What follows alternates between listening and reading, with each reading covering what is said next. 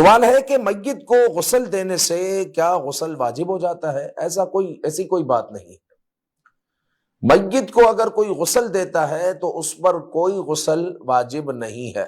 ہاں، اگر غسل کر لے تو مستحب ہے، اچھی بات ہے، لیکن واجب نہیں ہے۔ اچھا، بعض لوگ سمجھتے ہیں میت کو غسل دینے کے بعد کپڑے بدلنا ضروری ہے، نہانا ضروری ہے، چونکہ وہ ناپاک پانی لگ گیا ہے۔ تو یاد رکھیں، ناپاک پانی اگر لگا ہے کپڑوں پر یا جسم پر تو اتنا حصہ جو ہے دھونا ضروری ہے، لیکن یہ کہنا کہ کپڑے ہی بدلنا اور سارا بدن دھونا یہ جو ہے واجب و فرض ہے، ایسی بات نہیں ہے۔